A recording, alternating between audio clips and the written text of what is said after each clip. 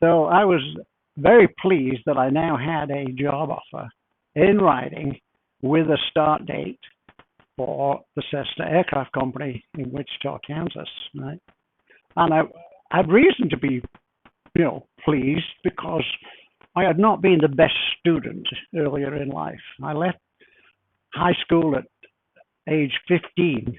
You know, we were encouraged to stay until 16 at least, but we didn't call it dropping out. We simply called it, leaving school to get a job, get some money, help the family, and chase some girls. It was an all boys school, and it was for a state school in by today's standards. It was a good school, but we had prayers every morning, and we had hymn practice for an hour every week, and Bible studies were twice a week.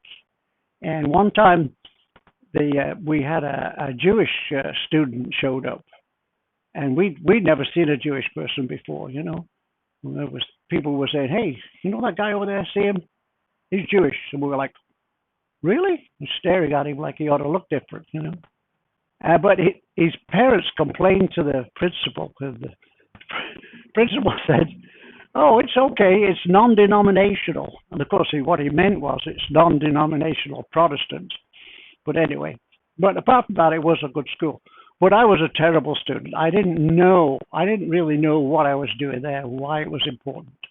And until I ran into this teacher in the final year. So I was 14, and I ran into Mr. Denny. Dumbo Denny, as we called it, because he had big ears. He was a bald head of big ears. But he straightened me out. I mean, he was one tough guy. I'd complain, he'd say, "Well, you stay here till you get your work done." And that was an entirely new concept to me. And it's a concept that has stuck with me ever since. But then it was just terrible. And I'd say, "But I have to do my paper route." I had a paper route. "I have to do my paper route." And he'd say, "Well, get your work done. Then you can go. And he brought the Manchester Guardian, with a liberal, intellectual type newspaper. He brought that into the school every day, and he showed us how to read the weather map, and he read some of the important articles in there. And this was a revelation to me because my dad, the only newspapers he got were connected to sports, especially horse racing. He was big on horse racing and illegal gambling at the time.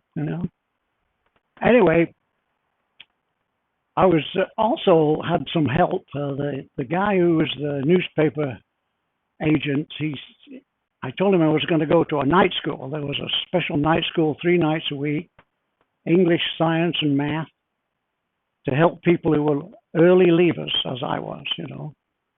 And this guy was very nice to me. He said, "Well, help yourself." He had a little stationery department. He said, "Help yourself to whatever, notepads and pencils and rulers you need." So that was nice. Right. And I did that. I went through that one semester of night school, 3 nights a week. So that helped a little bit.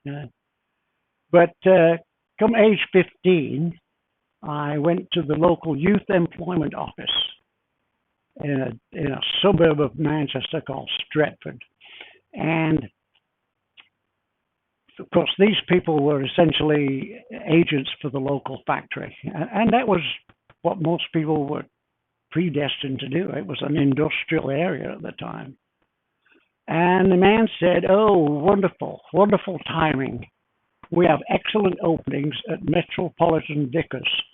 This was a very big industrial organization that made heavy power equipment, turbines and generators.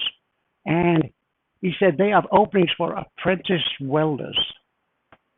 And I thought for a minute, and I didn't know what I needed, but I knew welding wasn't what I had in mind. And I told him so.